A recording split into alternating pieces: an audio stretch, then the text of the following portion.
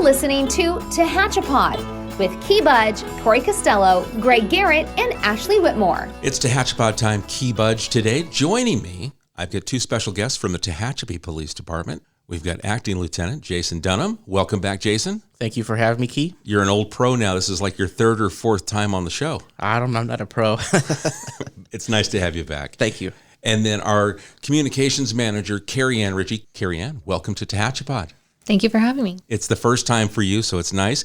Now, this is different because you supervise all of our dispatchers, these hardworking women that are taking care of getting information to our police officers. And you're used to having a headset on and dealing with 911 and training people how to. You've got a headset on today and you've got a microphone in front of you, but it's a little bit different. Yeah, quite a bit different. It's going to be okay, though. There's going to be no emergent calls today, so this is all relaxed. Let's talk about all things Tehachapi Police Department. And just so everyone knows, we want to cover a few things today. These are things that Jason and Carrie Ann felt were important to share with the community.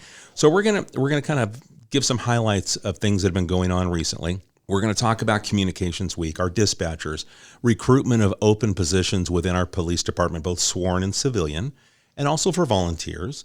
We're going to talk about Drug Take-Back Week, and then also, if you're a business owner, to update information. So we've got a lot of things to cover. So I'm excited that we've got all of these topics because these are all very important. But those that are listening go, oh, I need to listen to that. So that's why we just teased what we did. So let's kick things off. This week, as we're here mid-April, we just had Communication Week, or I didn't say that correctly. What's the correct term of what week we just acknowledged? It's National Telecommunications Week. Right. Which is our dispatchers, the vital part of the organization. So Carrie Ann, let's talk about it from that. You're in that position.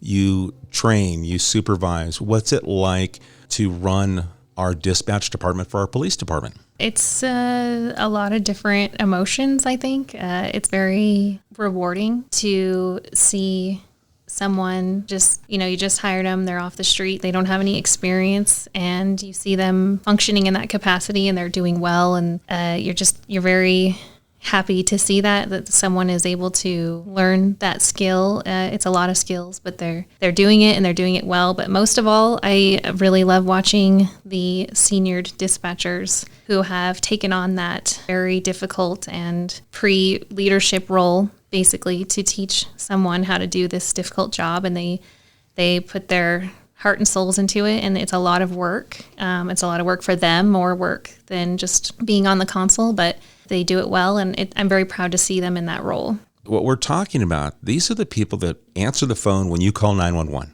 Your team answers the 911 calls. They answer the standard phone line as well. But you're dealing with someone in a crisis on the other end, and they're in an oh crap moment. Mm-hmm. I need help, and your team is the first line of communication for that person that's in need. Yeah, exactly. Every call is someone having a problem. We don't get calls where people just call and say, hey, have a wonderful day. Thank you for your service, anything like that. But that's not what we're there to do. We're there to be a lifeline to the public, and they do it in stride. And most of the time they do it alone. So they're talking to dispatchers on the radio while also answering emergency and non-emergency calls. They do it all by themselves usually. And Jason, from your perspective, you've got the uniform on. You're out in a black and white. Mm-hmm. What's it to have this dispatch team? What is it like for you and your team that's out on the street that is the recipients of the information that's coming in, through our dispatch team?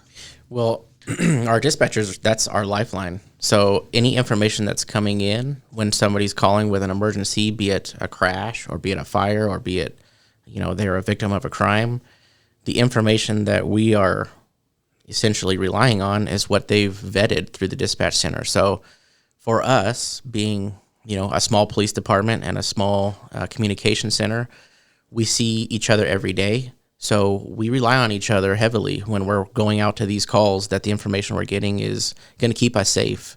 Oftentimes our dispatchers, they take on all of this information and all of these calls with little closure, whereas the officer gets to go to that call and, we get the closure, but oftentimes the dispatcher doesn't. So It's a very challenging job. There's no way that I could do that job. I listened to one of our dispatchers handle 11 calls for service for the D Street fire while communicating with fire, while communicating with officers who are evacuating people.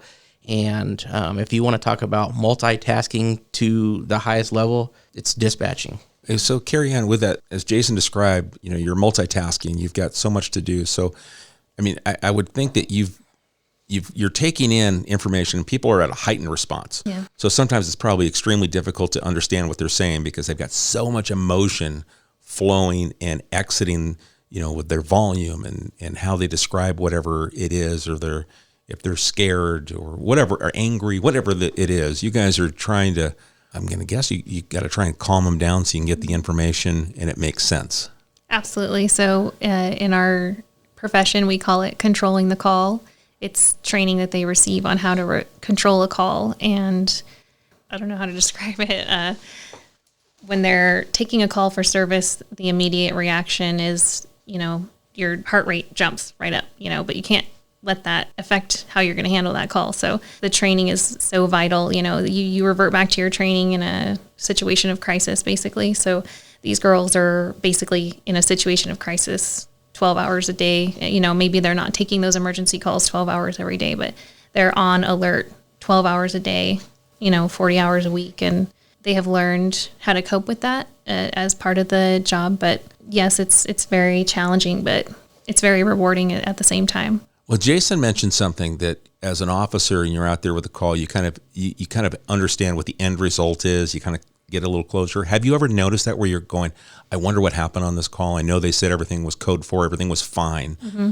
But do you ever kind of get that, think back and go, man, I really wonder, how did they end up coming to whatever the conclusion was? Oh yeah, 100%. Every call, we are a semi-small agency, and so we have a lot of luxury that a lot of larger agencies don't have, which is communicating with our officers regularly when the call is over. So the comm center's in the police department. It's not too far from where the officers, have their desk stations, and so they can come in or we can even ask them, hey, can you come in and tell me what happened with that? Did the lady make it out okay, or did the man get the help he needed, or what really happened there? Because what we might get on the call, oftentimes we find out was not the case when the officers got there. So we love to communicate with the officers and ask them those questions. So so that we can better ourselves and say, oh, maybe I should have asked that instead of this, or but also just to get that closure, like Jason was saying, and just it builds camaraderie with the officers as well, because now you're communicating with each other and you're building that teamwork of, I handled the call, you handled the call, we handled the call together. Let's talk it out. And I love what you said. You learn from what that experience was, and you get that feedback after the fact. It's kind of that debriefing. Mm-hmm. And then the officer gives you a little feedback, and then you go, oh, I never thought to ask that, or I should ask that next time, or that's critical, because it made me flash back to my time in LA County. In LA County, your call would initially go into the station, Palmdale Lancaster station, and then it goes to East LA. And that's where the main dispatch center is. And then it gets dispatched from that main center. So when you're talking on the radio, you're dealing with East LA and where they're handling 5 or 6 stations throughout the county of Los Angeles. So you're asking information. It's like, okay, I'm in this time warp because I need real-time data.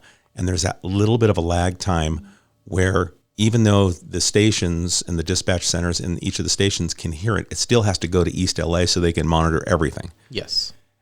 And it be frustrating where you're asking for a piece of, or help to come to a certain location, and East LA is asking for better location. Well, what we described in the local center, they knew exactly. And that was like, I don't have time to explain it to you in East LA to understand it. So there would be those moments of that kind of frustration. I'm kind of sensing that because everything is local, it's here in our office, that makes a difference. Oh, absolutely. We don't have that lag time. So if we have an emergency in progress, that dispatcher is not going to hang up with that caller. They're going to talk to that caller until the officer is right there with them. And so they can give real-time information to the officer and also encourage or comfort the caller until officers get there.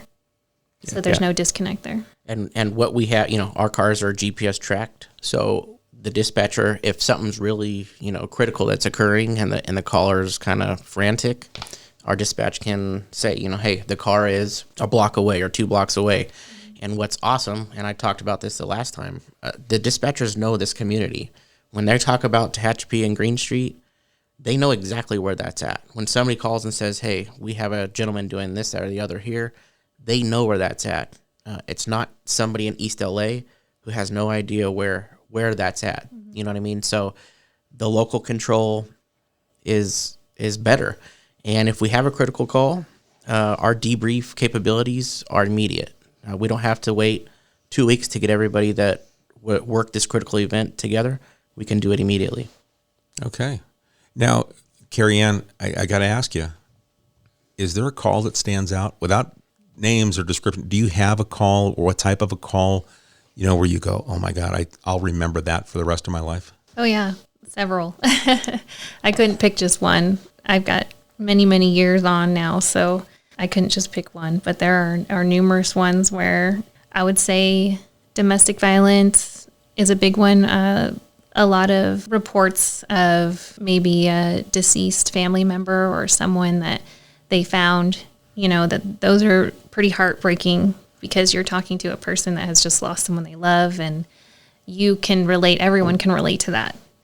Like Jason was saying with the local control, all of our dispatchers are from here, from Tehachapi.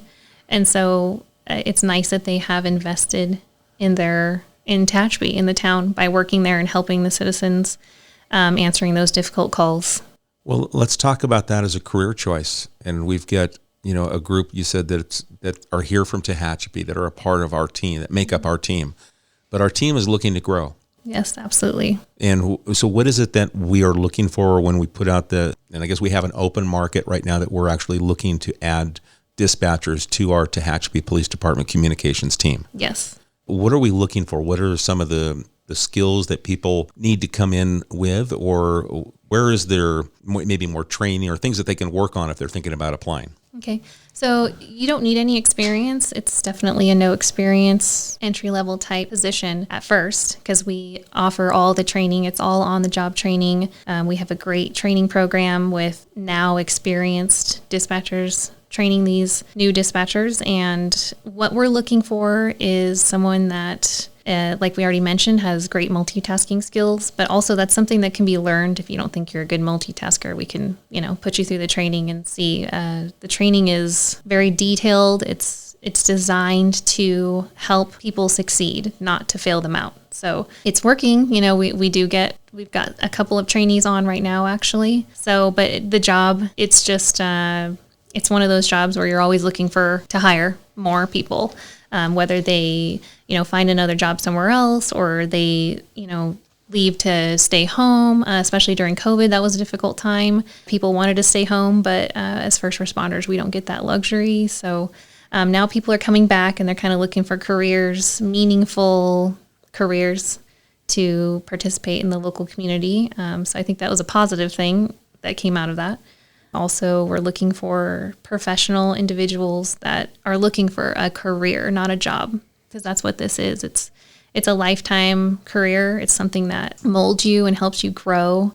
Someone that is looking for something like that, someone that's looking for something to better themselves. We're looking for someone that's looking to be a part of a team, to be a positive influence on everyone that's already there, someone that, wants to work hard, but also, we don't just work hard. We play as well. We're there for each other. We like to joke, and, the personality is very important, so that's what we're looking for, a positive, professional person. Team-minded professional. It gives you the opportunity to kind of give back, yes. To help someone in need.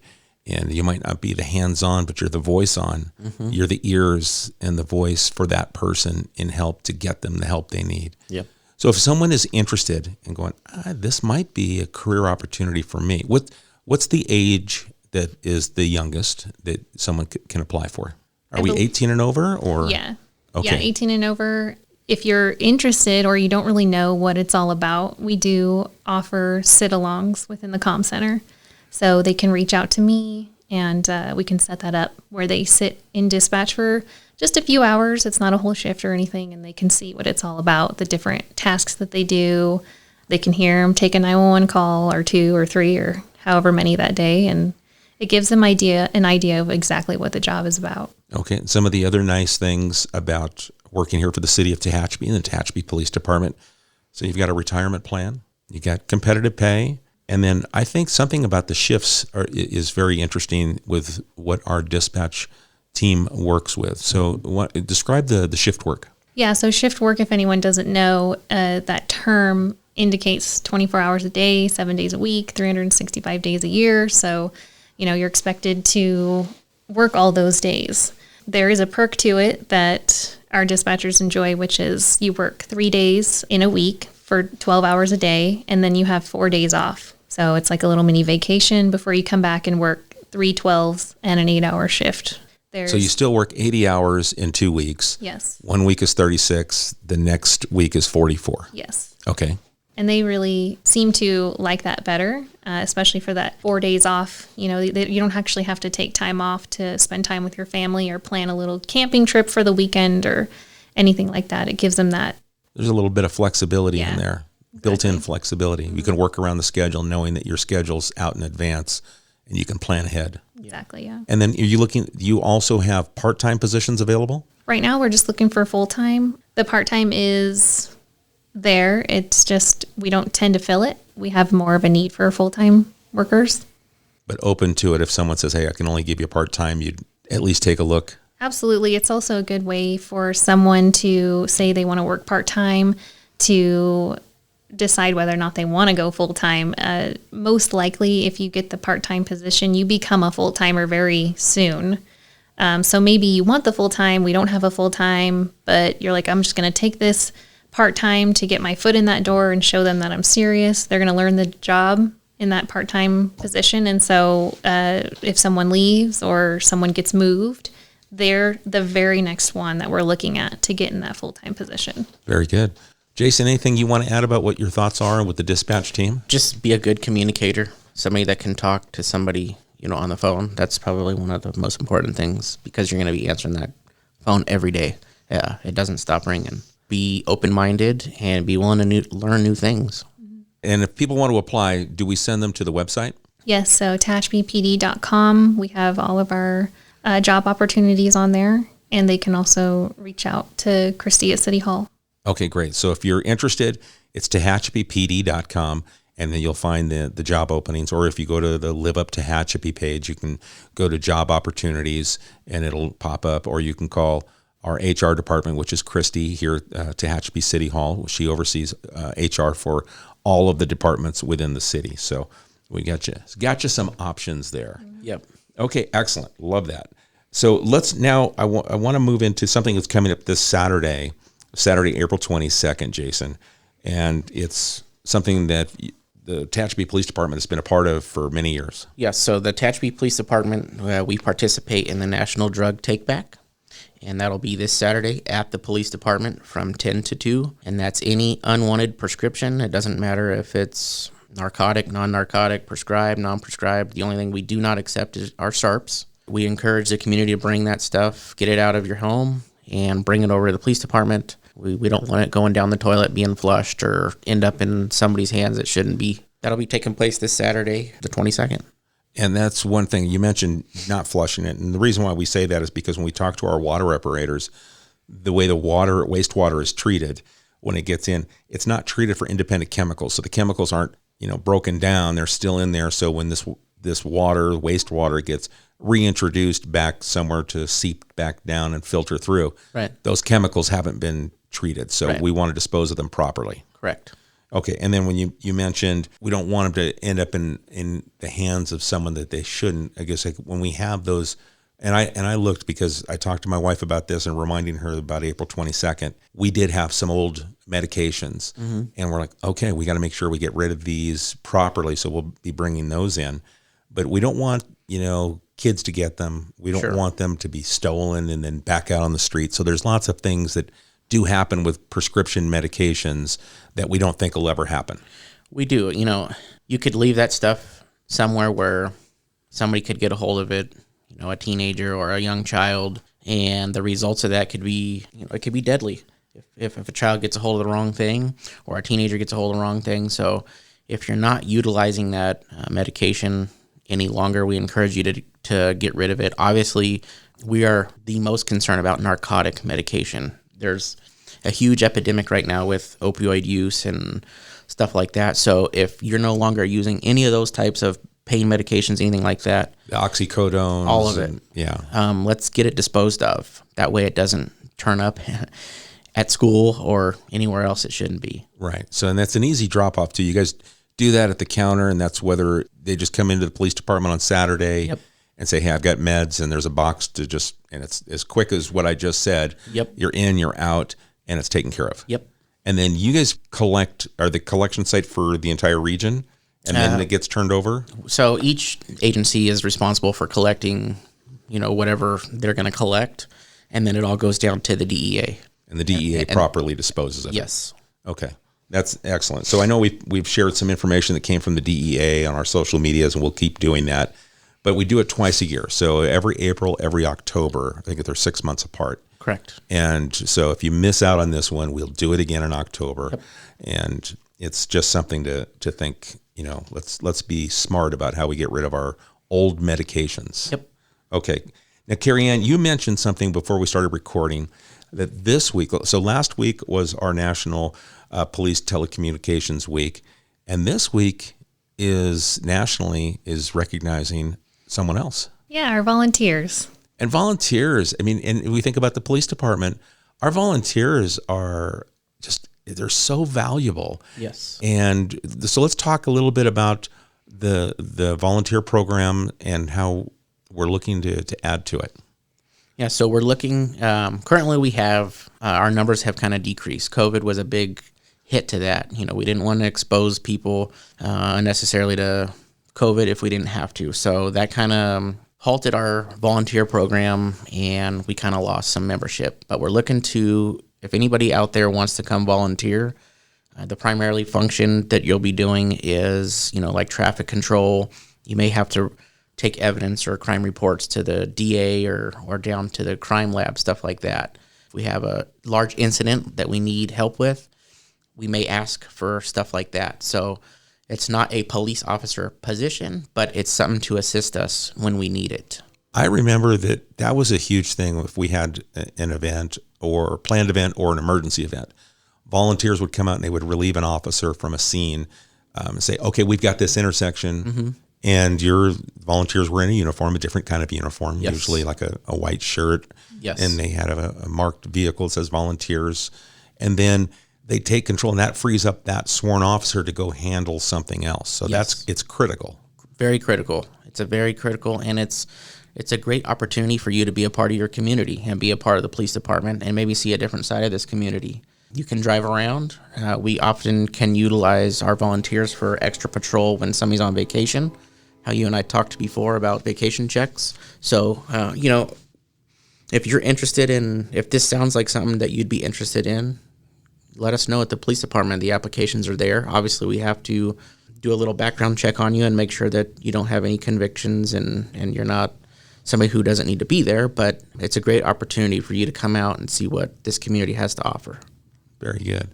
Carrie Ann, do you get an opportunity to work with the volunteers? You do some of the community outreach and events and some of the fun things, when we interact with the community. And I know you utilize the volunteers when you have those kind of programs. Absolutely. We love having the volunteers at the special events. They know a lot about the community, so they're a great resource. Most of the volunteers we've had in the past have lived here a while, and so when we're at a special event, say National Night Out or Mountain Festival, they're there with us. They're, handing out pamphlets, educating people on the volunteer program, but also just on the city itself. They are a valuable resource, and I would say that if you're not looking to be in the field as a volunteer, we have plenty of things that we can have a volunteer help us with in the office as well. So it's very well-rounded, the opportunities that we can give volunteers. If they want to help in any way, we can have them in the office. We can have them out in the field. Love having them at special events. I appreciate you saying that too, because I get these flashback moments. Whenever we get cop talk going, I start flashing back to my past life. And I remember working investigations, and I had two volunteers that were assigned to me.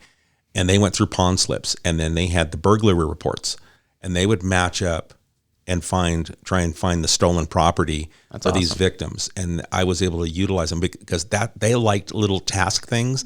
They weren't they wanted to volunteer, but they didn't want to be out, Sure. out shaking hands and directing traffic. They wanted to do something that was more in their line of interest. And that to them, putting the puzzle together, Yeah. where they remember there was, a collection of coins that were taken in this burglary. And then they found this collection of coins, went to a pawn shop, and they're like, hey, detective, look what we've got. And they would help solve crimes. And, volunteers are, like you said, they're invaluable. Can't have enough and finding creative ways for them to work. So if they've got a skill set that maybe they're retired from something and they want to still keep that skill set alive, there's probably some place that you can put them to work. Yes, Absolutely. absolutely. If you want to be part of something that's bigger than yourself in retirement and volunteer your time, we'd love to entertain you. Okay. And then, so we've got the applications at the police department. Do we, Yes. I don't know this, I should know this. Do we have applications online for the volunteers, or is it only strictly at the counter? Yeah, just at the counter right now. Okay, so we ask you to go over to 220 C Street, right off of Curry, go to the police department counter and say, I'm interested in volunteering, and you'll get an application. I'd be happy to email it too. So if you want to call in with your interest and say, hey, I can't make it to the lobby this week or whatever the reason may be, I'd be happy to email you a copy and you can fill it out, print it, fill it out. Perfect. Okay, so if you're listening, you want to call 822-2222 and then ask for Carrie Ann, and then you can get that email to you. So even better, we're making life so much easier. Yeah. I want to talk about officers, and we talked about recruitment here for our dispatch team and enhancing that. We're also looking to enhance our police officer corps. We are still actively looking for police laterals and police officer trainee. Like we discussed before, if you want an opportunity to come work in a community that is pro-law enforcement, waves with all their fingers, a great climate to work in, this is the place to come work. Yes, not everyone may have caught that, waving at police officers with all of their fingers. Yes. I mean, that is telling. This is a very supportive community. This is someone who does appreciate to see the black and white roll down the street and go, that's my team right there. Yep. They're keeping me safe. Yes, and always people waving. Yeah. People that are proud to see us out there patrolling and looking for the bad man. And you also talked about, as an officer, you get the opportunity here to kind of follow through up on a case. So it's not just oh my gosh, I'm banging one call out, going to the next one, banging that out. Yes. Right now, I'm down 5 reports at the end of shift. I got to write all these. You get on that call and you've got that, whatever it is, car theft or burglary or who knows what it is, but you're able to do a little bit more work. Yes. I just gave a commendation to one of our officers who, within his overtime shift, did a sexual assault investigation from start to finish, identifying the suspect, writing a search warrant for that suspect's GPS location, and then worked with Bakersfield Police Department to find out where that individual was because they had fled this area, and got that person in custody, got a confession, all within, he had to stay over a little bit, but all within a 16-hour shift. And so if you want to talk about closure, you get to communicate with the victim of that crime and take that all the way to custody, confession, and then ultimately testifying in court. And you don't get that in large agencies. Large agency, you take the call, you hand it off, goes to the watch sergeant, they approve the report, and the next day, maybe it'll go to a night detective if the agency's big enough to have night detectives, or it gets assigned the next day or 2 days later, and then the investigation follows. Yes. When a crime is hot, when it just happened, that's the best time.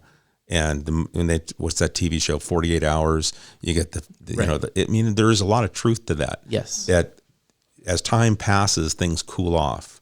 People have time to travel, move, forget. And it's about now. Yes, and it's, if you want to talk about, like we've been talking about, been hounding, that closure aspect, the best thing for an investigator or an officer is to call the victim and say, this person's in custody and can't hurt anybody anymore. That's one of the best feelings that you have as an officer. Yeah, I love that. Yeah. So if someone's listening there and they're thinking about, this might be a better agency for me to work at, it sounds like what I really want to do. or if maybe it's not a lateral and we're looking at someone potentially wanting to come on the department, what are some of the things that they can do? Carrie Ann mentioned the sit along for the potential dispatcher. Do we offer the same kind of opportunity for someone who wants to be a police officer? We do. We offer a ride-along program. I mean, obviously, that's no convictions. You can't have any felony convictions and certain misdemeanor convictions. But if you would like to come ride with one of our officers and see what this community has to offer and what this job kind of entails, you can do that. We are actively trying to recruit new officers, even if they're a trainee, to put through a police academy. And if this is a career path you think you would be interested in, I would encourage physical fitness. A lot of people that go to the police academy struggle with physical fitness, and then that kind of tumbles down and they start academically suffering because they can't keep up with the physical. If you were to come out on a ride-along, I think that would answer a lot of questions about our community, how supportive it is, what a great environment it is to work in, some of the scenery that's around here. We were just at the range last week getting some footage for our recruitment video, and it's just the storm clouds are kind of coming in, and you've got the mountains and the hawks, and it's an amazing place to work. It is beautiful, and it is the land of 4 seasons. There are truly 4 different seasons. It's not 6 or 8 months of summer and then 3 or 4 months of winter, maybe with a couple of weeks of spring and fall. Right. We get a true 3 months of each season here, which is beautiful. Yes, and you're going to see. I've seen already some PCT hikers coming through. So yeah, we've already got them traveling through our community. And if people are interested, where do we want to send them? Is it to the website also? Yes. So TehachapiPD.com or TehachapiCityHall.com. You can complete the application there, and Sergeant Rupert is our recruitment sergeant. Okay. And so if there's any questions, they can go ahead and ask for Sergeant Rupert? Yes. If you go on our website, there's basically a list of all of our employees. You can find his extension and his email there. Okay. We recently had a citywide staff meeting. It was so nice to see the police department so well represented at that staff meeting. As I know, sometimes it's tough because of the amount of calls for service or things that are going on, but it was such a strong representation. The rest of the departments here within the city were so happy to see, the men and women of the Tehachapi Police Department, in the room together. You kicked off the meeting, Jason, with a special commendation. Let's recap what this commendation was, because it's a part of the job that we do when we hold up our hand and take that oath. We know that there's always a potential that something could take place, and everyone involved just did such a tremendous job with this call for service. Yes, so I gave a commendation to our officers and our dispatcher. They responded to the D Street fire call we've discussed publicly here. And they were there within 4 minutes. They were evacuating people in the residence to prevent any life loss there, and then surrounding residents. They did a tremendous job. I'm very proud of them, and I'm very humbled I had the opportunity to recognize their work in front of everybody in the city. I'm very proud that when I'm not at work, that's how they're carrying themselves. And I think the community recognized that. And Carrie Ann, let's talk about the dispatch aspect of that night, because I know that you've gone back and listened to the tapes and how your dispatcher did, and you're very proud of the work she did. Absolutely, very impressed. It's one of those times when you see the potential for something to be very difficult in this position.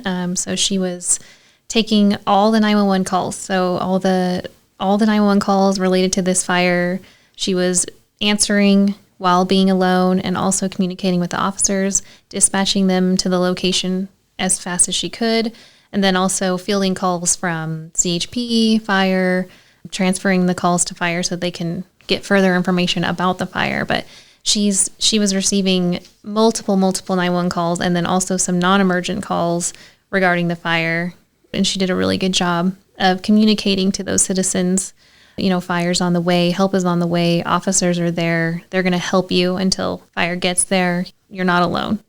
Great way to wrap that up. You're not alone. There's someone here, and we care, and we're getting our team out there. And then, Jason, the fact that you guys recognize the team, I mean, this is what we do, what I used to do, but what you do. Yes. And you're out there, and it's a call, so you roll to it. Yes. And you go do what you're trained to do. Yes. And oftentimes, the fire guys are probably going to get upset at this, but more times than not, we are there before the fire department's there. Always, yeah. So, we're the ones that are first on scene trying to evacuate residences, make sure or ascertain if there's any other victims inside that need to be taken out. And I don't think, sometimes I wonder if the community realizes that or not, that we're the first ones there. It's not the fire department. It's typically always that way. So yes, it is just a call for service, but they worked exemplary. They responded, they evacuated, they did everything textbook, zero complaints. The community seen it when they were calling 911. They recognized that, it was taking fire a little longer, and they kept calling this dispatcher saying, why is it taking so long? What's going on? It felt good to be represented well there. The team did a great job. Great job. And it was nice that they were recognized in front of the rest of their team, being the other city staff. Yes. And then the departments got to see and go, you're making us proud, because we all work for the city of Tehachapi, and we each have our own department. And we sometimes get lost in that. We kind of get separated because we've got 3 different campuses. We've got City Hall, or actually 2 different City Hall buildings. We've got a police department building and a public works building. So we don't see each other every day.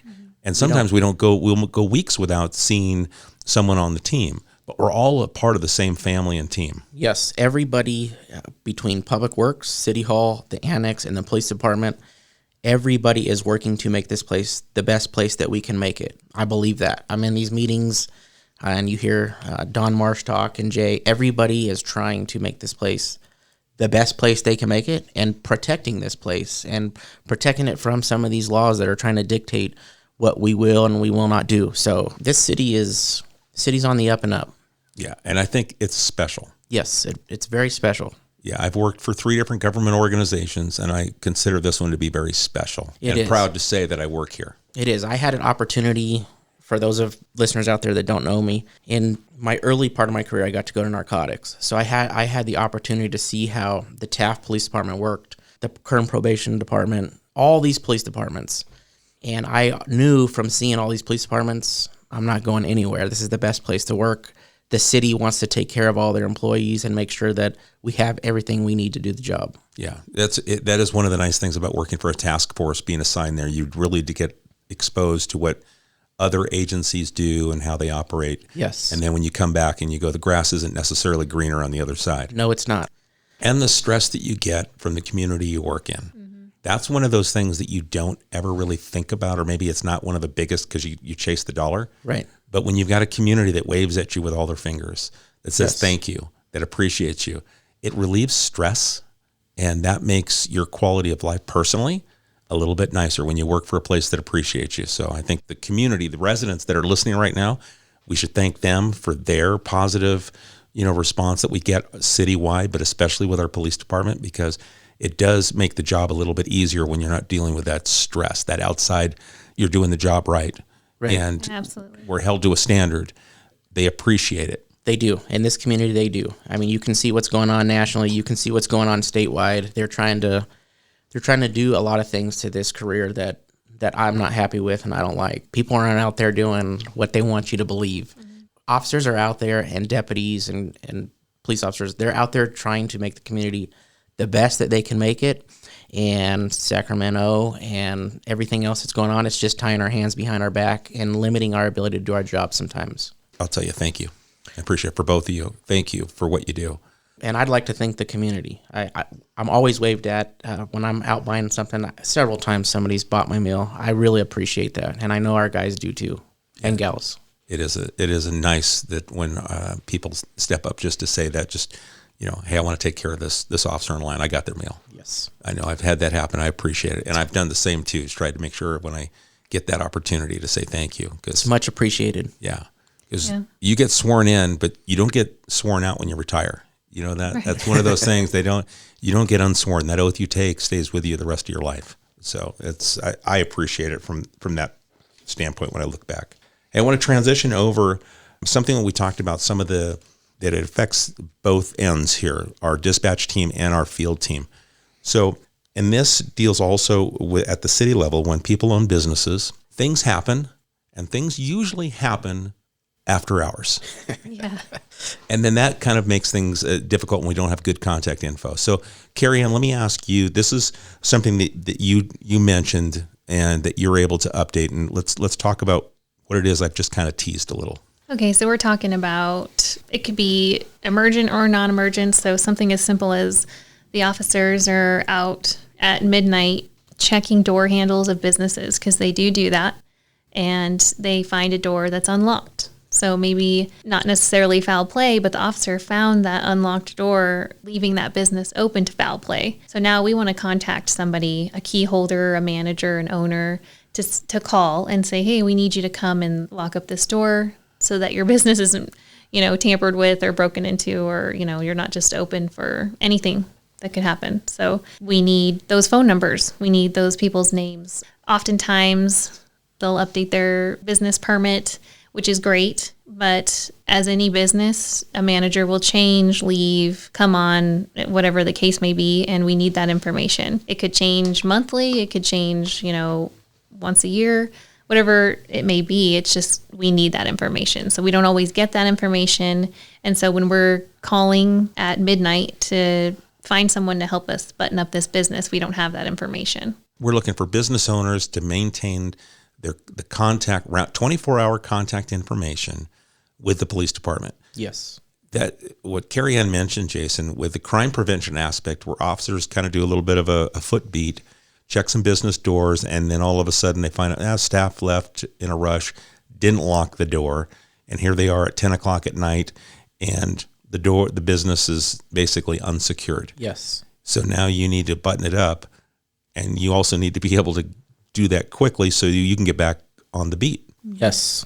And so sometimes it can be frustrating. Let's say you've got some reports to write or something's going on, and we can't find the person that can come secure the building. Oftentimes what happens is, employees leave, they don't secure the door, maybe the alarm's on, and then we've got an alarm issue all night that we're trying to get fixed. So we are encouraging businesses to contact dispatch and just make sure that information is accurate, that we have the right key holder, we have the right responsible party that's going to come if there's an emergency, say a pipe breaks or somebody breaks into the business. We want to be able to remedy that situation as fast as possible. Okay. And then, Carrie Ann, if someone's listening in the business, go, gosh, I haven't updated the information, but I've got a new night manager, who do they contact? Just contact the police department. So we encourage you to either email. You can email myself. We have a dispatch email that goes to all the dispatchers that they check regularly. And or you can come into the lobby and just say, hey, I'm the owner of ABC company, and I heard your podcast, and I want to update my information. And that's really all you have to do on your own time, whenever is convenient for you. And it makes your business safer. Yes. So I'm gonna put it on you, Jason, right now. We're inviting you back out to the EDC meeting the first Wednesday of the month, 7:30, and then the chamber luncheon in May. And my challenge to you is to bring this up, because that's where we'll see a ton of business owners, and we'll remind them, hey, this is something that we want you to do. It'll help out our dispatch team. It'll help out our patrol officers. Because I'm going to forget in about 30 seconds. As soon as we're past this part, that's just where my memory's going. Pressure. Yeah. So when we go back out, if you can, when we hit those businesses, that'll be a great, hey, when you introduce yourself in that little networking roundtable, it's a quick 2 minutes of information to share. Awesome. I'll do it. All right. So we covered a lot of topics that we said we were going to cover. Is there anything else that we want to put out right now, or we want to save it for the next podcast? I would just put out, with the time change and people being out more and coming through our community more, let's just stay cognizant of our surroundings. Let's make sure our doors are locked. Let's not leave things unlocked. Let's not leave purses and things where people can get to them. We have a tremendous amount of people that travel through our community, and we have a tremendous amount of people that come shop at our Walmart. Even if they live in Rosamond and Lancaster's closer, they'll come up here because they may want to stop at the barbecue place or TK's or something. So let's just be cognizant with all the traffic that comes through this community, that we're not making ourselves vulnerable for theft and crime of opportunity. Perfect. Carrie Ann, anything in closing? No, I can't think of anything. We want to recruit potential dispatchers, potential officers, laterals, or even people aspiring to be a police officer. Yes. We've got the training available. So, Carrie Ann, you and your team, you'll make sure that the applicants, if the successful applicants, you're going to get the training they need. So you don't have to have the experience. we're going to provide that training. Exactly. Okay, and that's TehachapiPD.com, or you can go to liveuptehachapi.com and go over to the police department or look for the jobs menu. We've got openings. We'd love to have new people on board. This is a great place to work.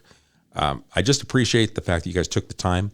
This was one of those things when, Jason and I talk about it, we get a chance to talk each week, and we've been talking about doing the podcast on a more regular basis, and now we're following through with that. Yes. And sharing different pieces of information. And then this morning you said, can I bring Carrie Ann along? I said, absolutely. Let's highlight our dispatch team. Yes. I want to, oftentimes they just go unrecognized. Nobody recognizes that phone, no matter how often you call, they're answering. And so I want to make sure not only are we recognizing them for last week, but we continue to recognize them. Very good. All right. Carrie Ann, thank you. Thanks for having me. All right, Jason, again, thank you. Thanks, Key. I appreciate it. You're going to become a co-host, I bet. We're going to get you in here so often. You're going to be a co-host of the show. All right, folks, if you have a question, whether it's for Acting Lieutenant Jason Dunham or our lead dispatch communications manager, Carrie Ann Ritchie, you can send them through me, and I'll forward them. That makes it easy. media@TehachapiCityHall.com. If you have a question for them or a topic that you'd like us to talk about, send it to media@TehachapiCityHall.com. We'll get to it as quickly as we can. We appreciate the time you spend with us, and we'll catch you again soon right here on Tehachapod. Tehachapod is a conversation about Tehachapi, featuring the community members who make this such a special place to call home. If you have a question or a thought you'd like to share, email media@TehachapiCityHall.com.